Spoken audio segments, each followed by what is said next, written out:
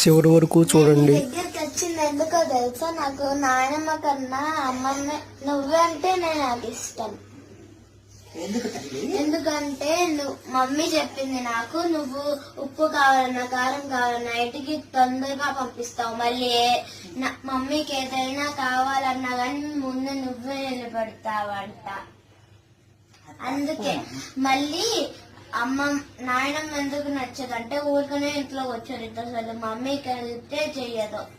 అందుకే నాకు నువ్వంటేనే ఇష్టం. అట్లా అనుకోకూడదు నాన్న, అట్లా అనుకోకూడదు. నానమ్మ ఉప్పు కారమే పంపించింది అమ్మమ్మ. నానమ్మ ఎన్ని ఇస్తుంది? ఇల్లు ఎవరిది? ఇంట్లో ఉన్న వస్తువులు ఎవరి? మేము వేసుకునే బంగారం ఎవరిది? నానమ్మ చూడు ఎన్ని ఇచ్చిందో. రోజు ఎంత డబ్బులు ఇస్తుంది? మీ డాడీ కొన్ని రోజులు జాబ్ లేకపోతే ఎవరు చూసారు? మరి నానమ్మ ఎంత మంచిది, ఇవన్నీ ఇస్తుంది. నేను ఓళ్ళు ఉప్పు కారం పప్పు, ఓకేనా? అవన్నీ కాదు, రోజు ఇంట్లో ఉంటది కాబట్టి అమ్మని ఏదైనా పని మీద కసరొచ్చు. అంత మాత్రాన నాయనమ్మ మంచిది కాదు అనుకోకూడదు, తప్పు కదా, ఓకేనా? నానమ్మ మంచిది, ఓకేనా? మీకు ఏదైనా ఎందుకు ఇప్పిది అంటే జలుబులు దగ్గులు వస్తాయని ఇప్పిదు. నేను ఒక్కరోజు వచ్చిపోతారు కాబట్టి ఏదో ఒకటి ఇప్పిస్తా. మళ్ళీ ఇక్కడ జ్వరం వస్తే కూడా నాయనమ్మే చూపించింది కదా మీకు, మరి ఓకేనా? నాయనమ్మ మంచిది కదా, ఓకేనా? నానమ్మతో బాగా ఆడుకుంటావా? ఓకే తల్లి, ఓకే కూడా ఇలానే చూసుకుంటా. ఓకే, ఆమె ఏం అడిగిద్ది? మంచిగా 2 మాటలేగా అడిగేది. ఓకే అమ్మా. హలో, ఏం చేస్తున్నావు అమ్మా?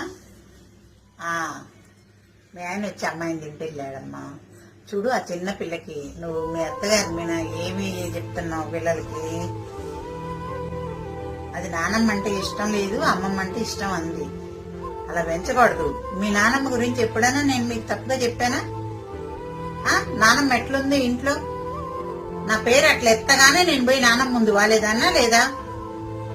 మరి మీ నాన్నగారు నాకెందుకని తెలివిస్తాడు? వాళ్ళ ఫ్యామిలీని బాగా చూసుకుంటాను కాబట్టి. మీ బాబాయిలు గాని, మీ నానమ్మని గాని, మీ తాతగారిని గాని నేను ఎక్కడ చూసుకున్నాను? అవునా?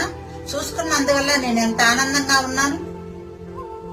నీ పెట్టిన బంగారం అంతా మీ నాయనమ్మది కాదు, మరి ఎక్కడి నుంచి వచ్చింది? అమ్మమ్మ ఏదో 2 వస్తువులు ఇచ్చి పంపించింది ఆ రోజు నన్ను కాపురానికి. నేను ఎప్పుడన్నా మీరు అట్లా అనుకున్నారా? అలా చెప్పకూడదమ్మా. పిల్లల ముందు మీ అత్తగారి గురించి ఏ రోజు కూడా తప్పుగా మాట్లాడద్దు. ఉంటాను మరి.